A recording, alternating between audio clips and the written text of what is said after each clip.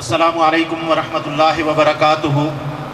ان الحمد للہ والصلاة والسلام علی رسول اللہ وعلی آلہ وصحبہ اجمعین، اما بعد۔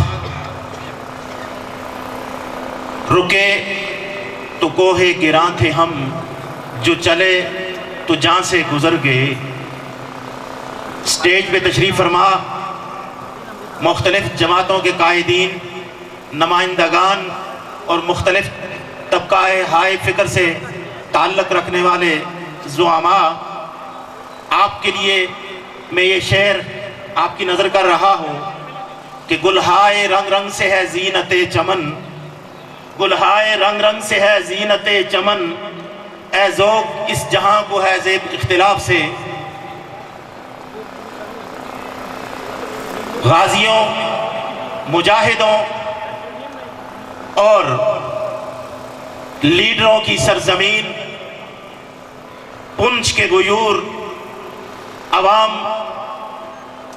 میں آج آپ کو مبارکباد پیش کرتا ہوں کہ آپ نے اپنی روایت کو برقرار رکھتے ہوئے اس پروگرام کا انعقاد کیا۔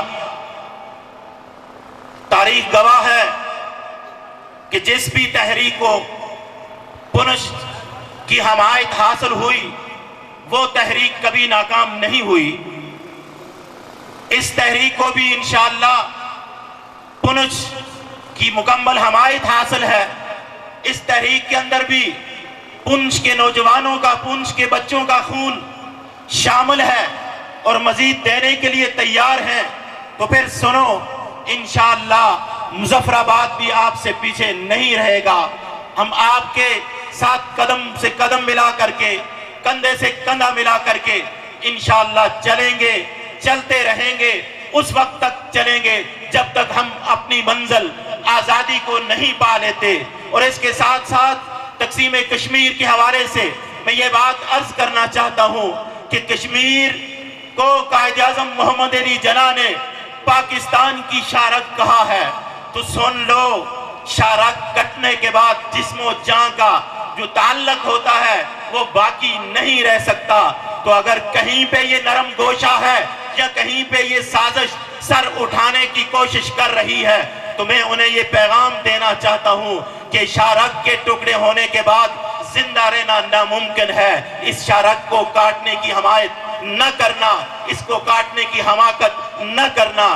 کشمیری ایک تھے، ایک ہیں اور ایک رہیں گے، اور کشمیری جدھر بھی جائیں گے اکٹھے جائیں گے۔ جس منزل کا بھی وہ انتخاب کریں گے، جس جو ہے وہ سوچ کا انتخاب کریں گے، کشمیری مل کر کے کریں گے۔ کشمیریوں کو تقسیم کر کے ان پہ کوئی سوچ، کوئی حل مسلط کرنے کی کوشش نہ کی جائے، یہ ان لوگوں کے لیے بھی نقصان دہ ہوگی۔ اور ہندوستان یہ سن لے کہ تو یاسین ورق کو، مسرت عالم بٹ کو، آسیہ اندرابی کو، قاسم فختو کو، شبیر شاہ کو اور اس کے ساتھ دیگر ہزاروں اسیران کشمیر کو پھانسی دے کر کے اس تحریک کو دبا نہیں سکتا، ختم نہیں کر سکتا۔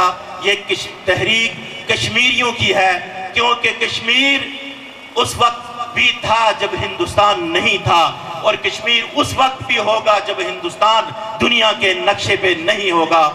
اور آخر میں ان اشعار کے ساتھ اپنی بات کو ختم کرتا ہوں۔ کتاب سادہ رہے گی کب تک، کتاب سادہ رہے گی کب تک، کبھی تو آغاز باب ہوگا۔ جنہوں نے بستی اجاڑ ڈالی، کبھی تو ان کا حساب ہوگا۔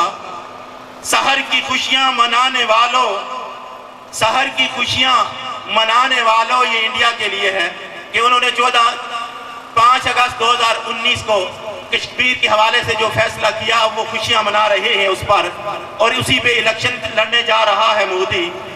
تو ان کے لیے یہ پیغام ہے کہ سحر کی خوشیاں منانے والوں، سحر کے تیور بتا رہے ہیں، ابھی تو اتنی گھٹن بڑھے گی کہ سانس لینا بھی عذاب ہوگا۔